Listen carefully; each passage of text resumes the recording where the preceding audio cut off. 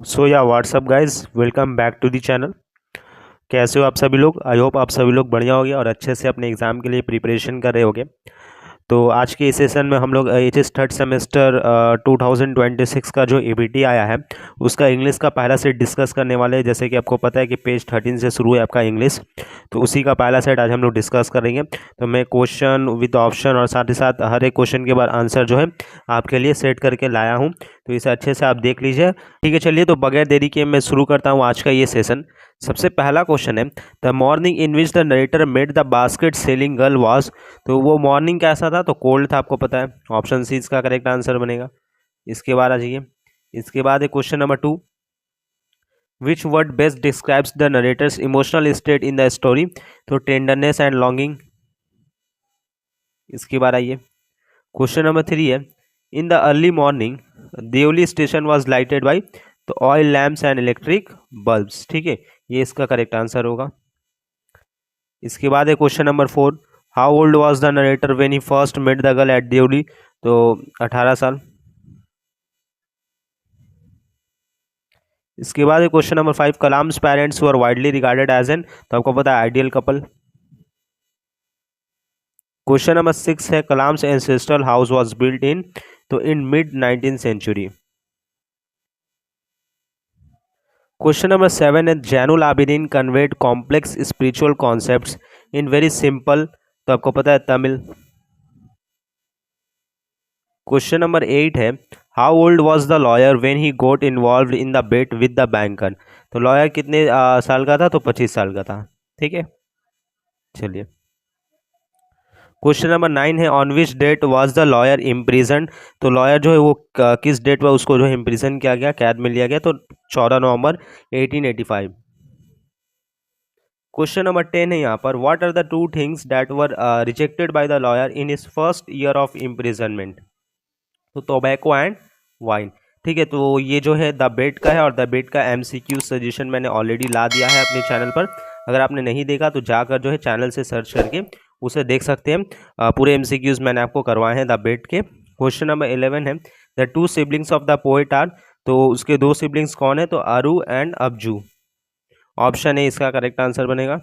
इसके बाद आ जाइए, how is the tree described in the poem. Tall and green, dark and twisted, bright and blooming, या फिर short and thick. तो dark and twisted. तो our कैजुअलिना tree का भी, यूलिसेस का भी मैंने ऑलरेडी करवा दिया, आप जाकर देख सकते हैं। अगर आपको उसका टेक्सचुअल ग्रामर सजेशन, वॉइस का, नरेशन का, ये सब चीज़ चाहिए तो आप कमेंट कर सकते हैं। मैं कोशिश करूंगा आपके लिए जल्दी से जल्दी बनाने का।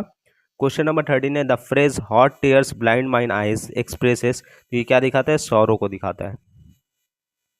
इसके बाद है question number 14, the animals that seed on the trees branches और फ्लावर्स आर। तो ये आपके कौन है? ये आपके हैं बर्ड्स एंड बीज।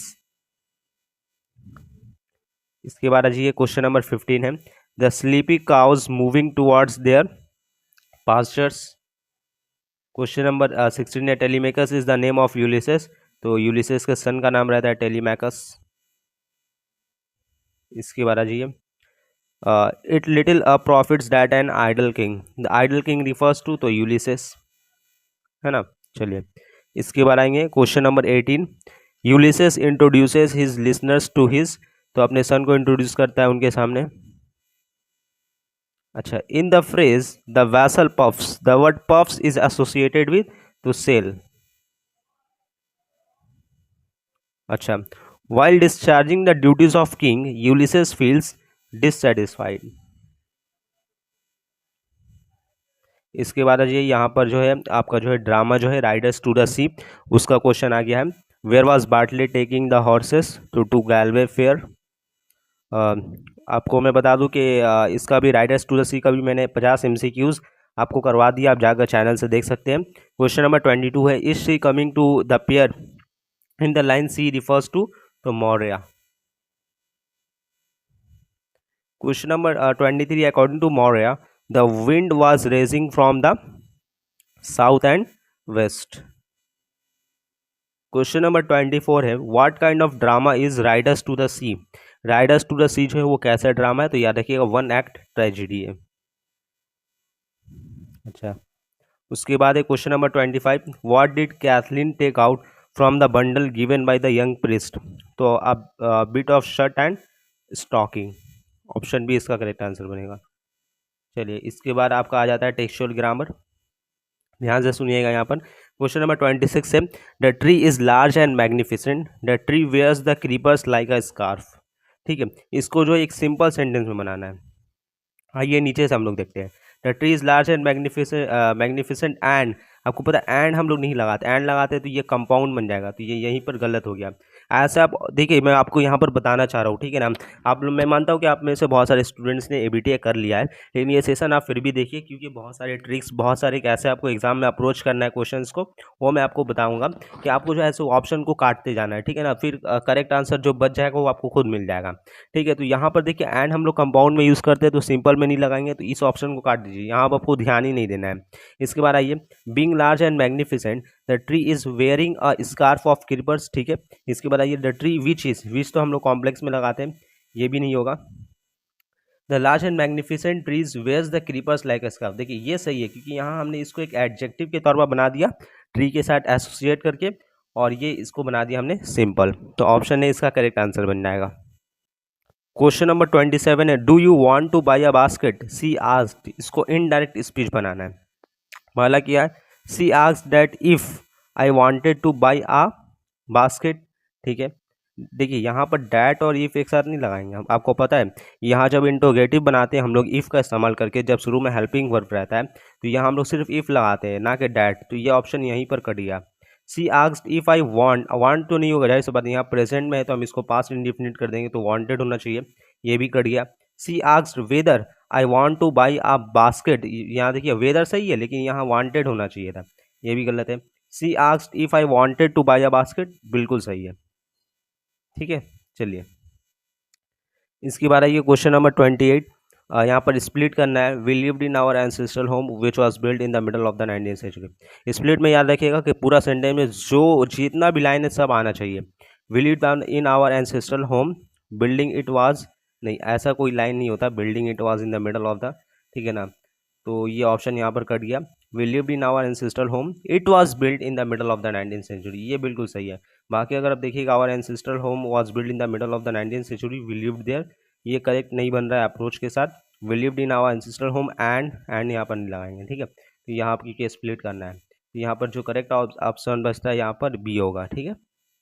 चलिए इसके बाद क्वेश्चन नंबर 29 है, tomorrow at 12 o'clock she received the freedom. इसको जो इसमें एरर को करेक्ट करना है, तो क्या होगा, tomorrow at 12 o'clock she receive the freedom, tomorrow at 12 o'clock she had received the freedom, tomorrow at 12 o'clock she is receiving the freedom, या फिर tomorrow at 12 o'clock she receives his freedom, तो receives his freedom, ठीक है। Option D इसका correct answer बनेगा। Question number 30 है, it was a cold morning the girl had a shawl thrown across her shoulders. इसको जो है कॉम्प्लेक्स सेंटेंस बनाना है। Because of a cold morning the girl had a shawl thrown across her shoulders, तो because हम लोग इस्तेमाल नहीं करेंगे। As it was a cold morning the girl had a shawl thrown across her shoulders, ये बिल्कुल सही है। बाकी अगर देखिएगा, it was a cold morning and का इस्तेमाल तो करेंगे नहीं, कंपाउंड बन जाएगा। The girl had a shawl thrown across her shoulders in a cold morning, ये हो गया आपका सिंपल, लेकिन हमें सिंपल नहीं बनाना है, हमें बनाना है कॉम्प्लेक्स, तो ऑप्शन आपका बी इसका करेक्ट आंसर बनेगा।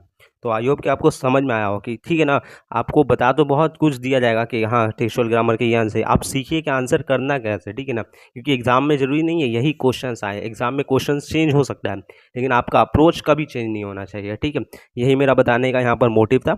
चलिए इसके बाद आगे चलते हैं। अच्छा यहाँ पर जो यहाँ से आपका अनसीन पैसेज शुरू है, पैसेज यहाँ पर मैं लेकर नहीं आ पाया हूँ, अगर आपके पास एबीटी है तो आप पैसेज देखना, पैसेज को खुद से पढ़ना है, क्योंकि पैसेज आपके खुद से पढ़ने के लिए, आपके कॉम्प्रिहेंशन के लिए, ठीक है। और यहाँ पर खैर इसका आंसर मैं ला चुका हूँ, 31 का आंसर है, 5 स्टैंजास होगा। इसके बाद आइए यहाँ आप खुद से करिएगा और फिर मिला लीजिएगा इस सेशन से। The song Vande Mataram was compose in तो संस्कृत। अच्छा, the national anthem of India was originally compose as, तो Bharat Bhagya Vidhata. The full version of the national anthem takes nearly, तो 52 सेकेंड्स इसको लगते हैं। क्वेश्चन नंबर 35 है, असर्शन रीजन है, ठीक है। यहाँ पर आपको जो इसका आंसर दिख जाएगा, आप मिला लीजिएगा। क्वेश्चन नंबर 36 है, Vande Mataram was compose in Sanskrit by, तो बंकिम चंद्र चटर्जी। ठीक है, तो ये तो क्विज का ही क्वेश्चन है, बेसिकली जीके का। Which is the national anthem of India, बिल्कुल ईजी है, जन गण मन। अच्छा, वेन वॉज जन गण मन फर्स्ट संग, तो याद रखिएगा 27 दिसंबर 1911।